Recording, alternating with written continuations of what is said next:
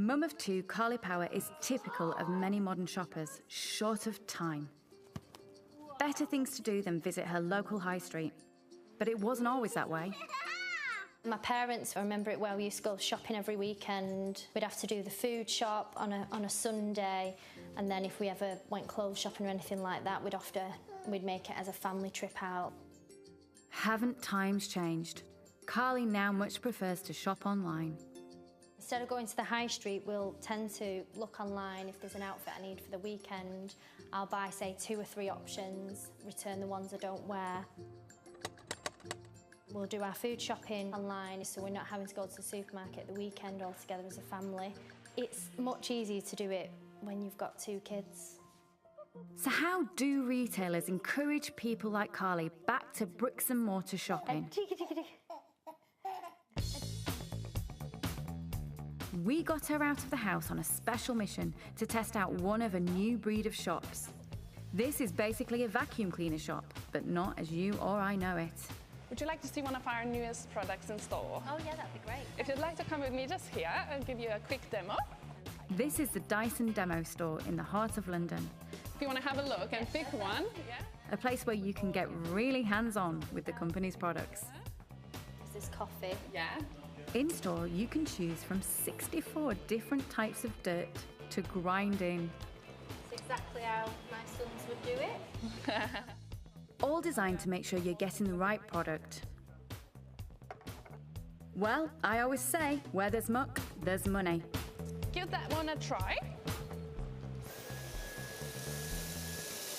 So a lot of what we do here is educate customers and let them get really hands-on with the product and get to grips with exactly what Dyson technology is all about. So while, yes, our products are absolutely more high-end, what we do here is show that how the supersonic hairdryer, for example, is different to another hairdryer that you might purchase. You can even book a free hairstyling session to test out this £300 hairdryer. Maybe it's an insight into the store of the future. But how impressed is our Carly? The staff was really nice, the store itself was very well done, but I wouldn't come to a store to try out a vacuum cleaner. I'd probably use the reviews online. I'd rather go off what other people think of it. It seems Carly can't be swayed by her retail adventure. She's opting to be digital by default. But one little town in North Wales has started an initiative intended to woo potential cash-free customers. So tell me how you've progressed here. What big change have you made to adapt? Well, I've gone contactless, which is something I would have never ever have contemplated. I've been here for 30 years, I've seen it. You know, people are becoming more and more cashless. They're carrying cards. You know, 2 people last week said to me, "Did you contactless?" I said, "Yeah, fine." Right? So I put the thing in, paid with his watch. Yeah, one of these things. Just paid with his watch. Yeah. And I'm standing here in amazement. An old culture like me. It's working twofold. It's not just about making life easier for the trader, but what it has done is it's given the town a more positive attitude. Transactions have been known to rise by up to a third when customers are offered contactless payments. Now, 90% of shops in Holywell have got together to go contactless.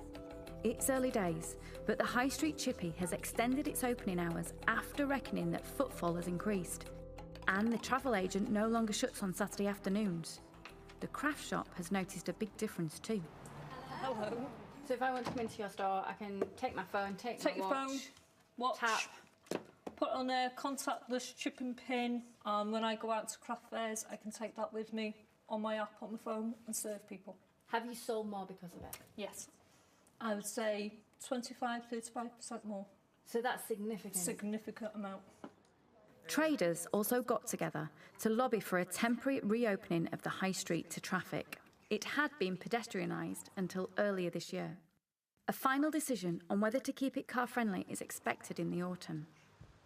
The key there is that they are collaborating, they're looking at the problem, and they're coming up with a local solution together, and we need to see far more of that.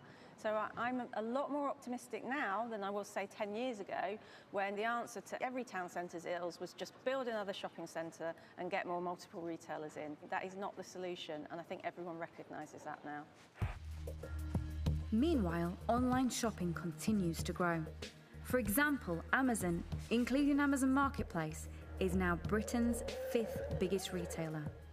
Government has said it recognises the threat posed to UK retailers by all the online giants. There's even a minister tasked with protecting the future of the high street. But how serious a job is it?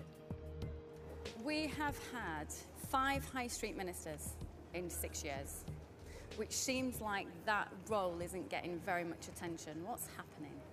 Well, what I would say is I was put in this job a year ago by the Prime Minister. It's the nature of government, I think, that ministers come and ministers go. One of the things I've really taken a grip on is making sure that the Great British High Street Competition, a national event to celebrate everything that's good about our high street, reaches full prominence. More than 50,000 stores have now closed since the first High Streets Minister was appointed. 180,000 retail jobs have been lost. So it doesn't seem to me like a very good job's been done. Well, I think you would accept, I'm sure, that there is no law the government can pass to prevent people shopping online. All of our shopping habits are changing. That's actually a good thing. It creates a new, diverse and entrepreneurial economy. So what we have to do, and what I'm ensuring I do in this role, is we look at the future of our high streets and say in 10, 15, 20 years' time, what do we want that future space to be? I think the customer out there who we're battling for is very clear that there are wins for the high streets, better toilets, accessibility, parking provisions. They'd like to see action today. It is my own view that where the community comes together with a local council, many of the things that they want to achieve for their local high street can happen. Parking is certainly one of the tools that local authorities should look to adopt to encourage people back onto the high street. The government has commissioned a new expert review. We're hoping that the review will report in early autumn, in time for changes to come forward in the budget. So before the end of the year, we want this robust policy response to be in place. In the end, it's about the high street reinventing itself. Let's hope the latest government review helps make that happen before it's too late.